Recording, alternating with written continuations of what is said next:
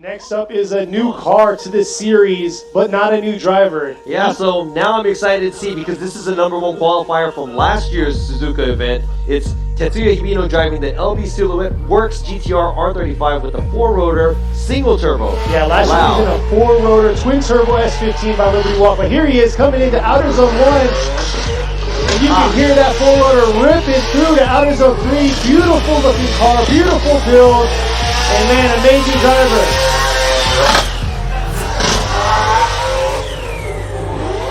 So taking control, oh, right at the finish.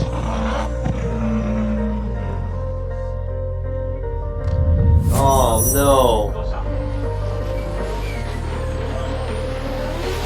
Oh no. So we'll see. Let's see this replay. Let's see. I'm not sure what happened because he had to shut down almost right there in Outer Zone 4. Yeah, now we have to see if this is before or after the finish line, but it definitely looks like he was driving through the finish line straight. Oh man, I know that's a brand new build, but yeah, that's not drifting through the finish line, so it's really, really, really tough to say, but that may be an incomplete. Look at that hard angle he brought into Outer Zone 2.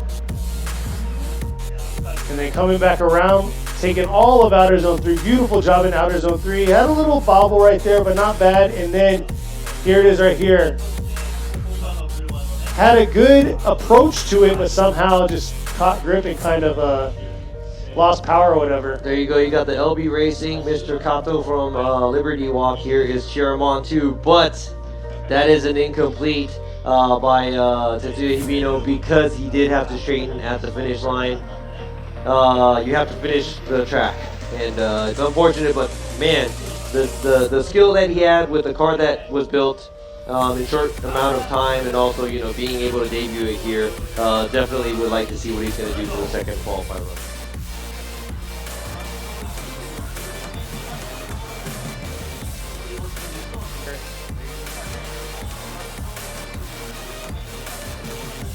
But let's go ahead and check this out. This guy is sitting on an incomplete currently. He only has his one run. This is car number 4. Tetsuya Hibino driving the LB Silhouette Works GTR R35 with a 4-rotor single turbo. 4-rotor single turbo. So last year he was in an S15 Liberty Walk kit. Yukio Fausto's now rocking that kit, making it look sexy as ever. Yeah, and then he made this car look so good around the track on his first run, but he had to shut down because of mechanical issues right before the finish line. So that was a waste of one run, but let's see what he's going to do and how he's going to handle the second run. Here he is coming around, coming up to Outer Zone 1, and look at that, coming in real aggressive. No care in the world, trying to give flair for this Liberty Walk R35, coming around to Outer Zone 3. Beautiful job kicking those pylons out. Real aggressive. Trying to make it happen here into Outer Zone 4. And oh man, that touch and go region was a very iffy area because he left Outer Zone 3, and let's see this replay. Yeah, I have some bad news because I don't know if the car is down on power, but he doesn't make it all the way out to outside Zone 2. Then he does fine on outside Zone 3. Then right here, right in front of the judging stand, he has to drive straight.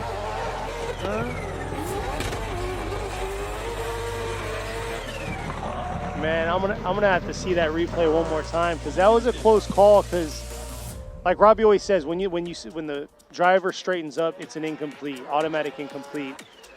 I know that's one thing he explained from Outer Zone 3 to Outer Zone 4, the touch and go. That's a very iffy area of where a lot of drivers look like they're straightening up, but they're carrying on because you can see how it's supposed to sweep all the way around.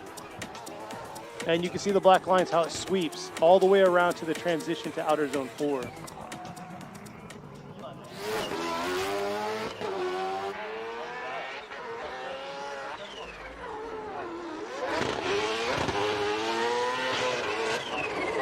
So I got the judges reviewing it one more time.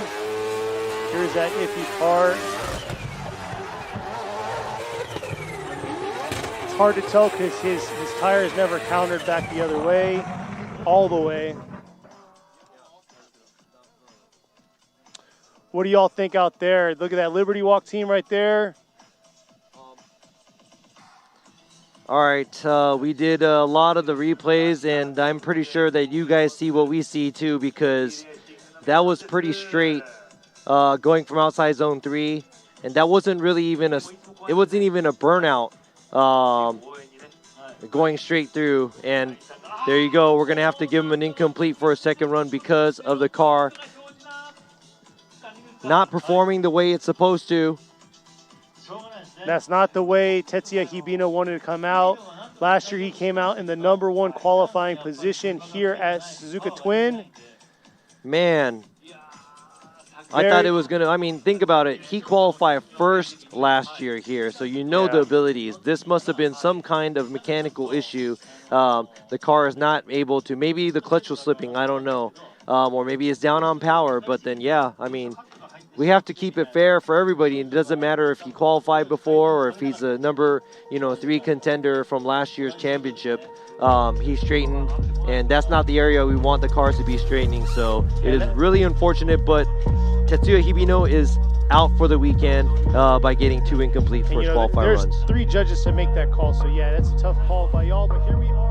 Tetsuya Hibino driving the LB Silhouette Works GTR R35 with a 4-rotor single turbo. Yeah, last year he was in a 4-rotor twin turbo S15 by Liberty Walk, but here he is coming into outer zone 1. And you can hear that 4-rotor ripping through to outer zone 3.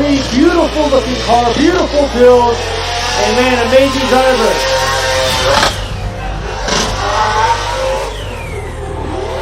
So taking control, oh, right at the finish. 1 run, but let's see what he's going to do and how he's going to handle the second run.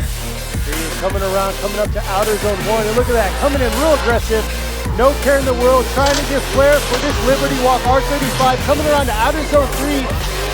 Beautiful job kicking those pylons out, real aggressive, trying to make it happen here into outer zone 4. And oh man, that touch and go region was a very